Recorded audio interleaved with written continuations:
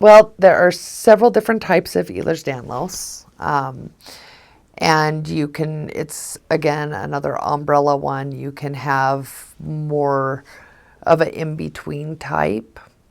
So what it is it's where the collagen in your body does not work properly. So the easiest way to explain that is imagine a rubber band that's been stretched and stretched and stretched and is kind of losing its stretch. And that's the way our things hold together. They don't really have the comeback. So that means tendons. It can also mean things like your veins in your body.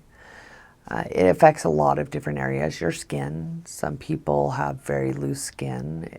Each person is different. The most common form is hypermobility, and hypermobility is fun. And when I say that, I don't mean it. It means that as a kid, I was the clumsiest kid ever, and nobody could figure out why I couldn't walk a straight line without falling on my face. And the reason I couldn't is because my tendons and my ligaments don't hold me up, so I'm kind of like one of those puppet dolls. Do you remember those puppet dolls from when you were little? And you'd push a button and they go plop. That's my body. I still to this day have a lot of problems. If I don't keep my brain focused on what I'm doing, I will fall. My knees hyperextend backwards naturally, so I can stand kind of like an ostrich. And it's just what they do. So when you're walking down the stairs, you have to think really hard about keeping your knees in the position that they're supposed to be in and use your muscle rather than your ligaments, which means that you have to have really good leg muscles or you're going to fall on your face. It also means that you have a higher rate of having things like mastocytosis or eosinophil disease and migraine headaches and all sorts of little fun things, but mostly it's the mobility that I've found is affected and just a lot of painful joints. I rarely break something, but I pop things out of joint very easily. I've actually got it down pat at this point. I just wrap a towel around it and have somebody hold the other end and snap things back into place. It's a true story. Most people think that sounds horrible, but it's life. So it's excruciatingly painful. It really is. That's the hardest part, is that there's no real way to get it to not be painful.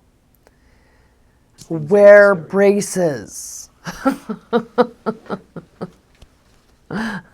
They make finger braces now, and they make, knee braces and ankle braces, and wear braces because you're wearing out your joints if you don't wear them.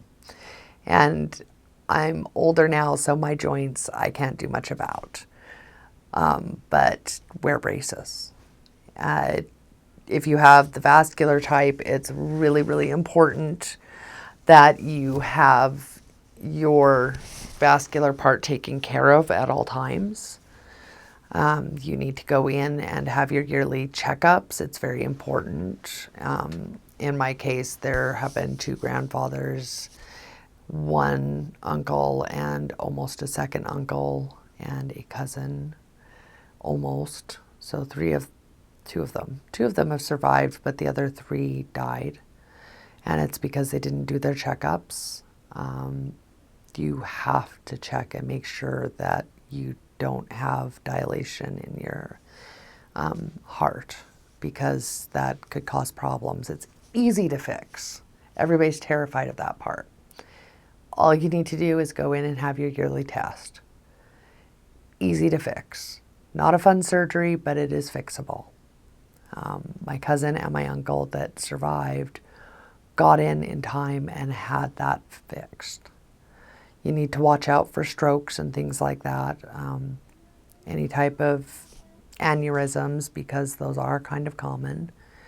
But be aware of yourself and be aware of your body, and don't fall down the stairs. It hurts.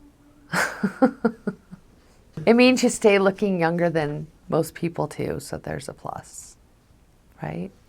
At least I'm told that. I know that one of my frustrating things when I was a kid is that nobody would listen to me when I tell them I hurt, and I was in the emergency room all the time, all the time.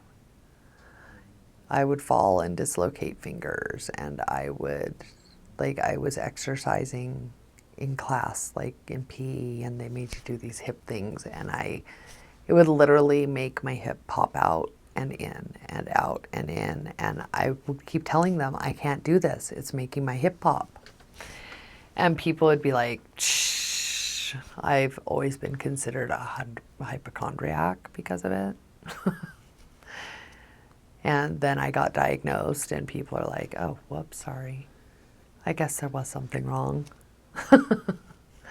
My mom felt better because she was really distraught.